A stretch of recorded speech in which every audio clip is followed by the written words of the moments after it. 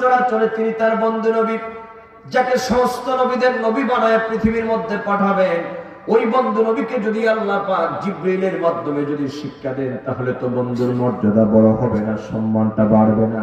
আল্লাহ পাকের হাবিব তিনি যে আল্লাহ পাকের বন্ধু, এই কথা প্রমাণের জন্য আল্লাহ পাক তিনি বলেন, আমি আমার বন্ধু নবীকে পৃথিবীর কোনো বিদ্যালয়ে আমি পড়তে পাঠাই নাই, পৃথিবীর কোনো মানুষের কাছে আমি পাঠাই নাই, পৃথিবীর কোনো জ্ঞানী গুণী পণ্ডিত, পৃথিবীর যত বড় শিক্ষিত ব্যক্তি হোক না কেন, আল্লাহ পাক বলেন আমার বন্ধুকে আমি কোনো ব্যক্তির কাছে পাঠাই নাই, আমি আমার বন্ধুকে অতুলনীয় মর্যাদা প্রদান করেছি।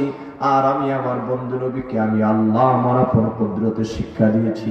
এজন্য আল্লাহ পাক বলেন, বান্দা শুনে রাখো, আমি আল্লাহ পাক আমার বন্ধুর ব্যাপারে ঘোষণা দিয়ে দিলাম, আর রহমানু আল্লামাল কুরআন খালাকাল ইনসানা আল্লামাহুল বায়ান। পড়ে যারা পড়েন, আর রহমান আল্লামাল কুরআন খালাকাল ইনসানা আল্লামাহুল বায়ান। তিনি হচ্ছেন রহিম ও রহমান, যিনি তার আপন বন্ধুকে শিক্ষা দিয়েছেন মহাগ্রন্থ আল কোরআন। বড় করে বলেন সুবহানাল্লাহ। তাহলে কথা বুঝে থাকলে জবাব দেন, নবীজির শিক্ষকের নাম কি? আল্লাহ।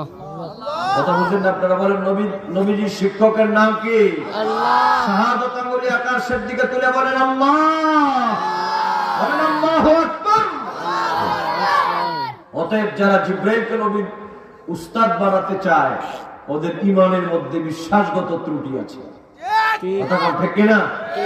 ওদের ঈমানে বিশ্বাসগত কি আছে? ত্রুটি আছে। যাই হোক আমার ভাইয়েরা, হযরত জিবরিল আমিন আল্লাহর হাবিবের দরবারে তিনি দাঁড়ায় আছেন। নবীজি ঘুম মোবারক থেকে উঠলেন। আল্লাহর হাবিব ঘুম মোবারক থেকে ওঠার পর জিবরাইলকে প্রশ্ন করলেন, যে জিবরাইল, কেন তুমি আমার দরবারে আগমন করেছো? আসার কারণটা কি জিবরাইল, আমি জানতে চাই। হযরত জিবরাইল বলেন, ইয়া রাসূলুল্লাহ, ইয়া হাবিবাল্লাহ, নবী গো, মহান আল্লাহ পাক আপনার দরবারে আমাকে পাঠিয়ে দিয়েছেন। আপনি ওযু করে তৈরি হয়ে যান। এই যে আমার আল্লাহ পাক জান্নাত থেকে আপনার জন্য দামি পোশাক পাঠিয়ে দিয়েছেন, এই পোশাকগুলো পরে আপনি তৈরি হয়ে যান। কারণ ইয়া রাসূলুল্লাহ, আপনার দিদারের জন্য আমার মহান আল্লাহ পাক তিনি আমাকে বলেছেন এই কথা বলার জন্য।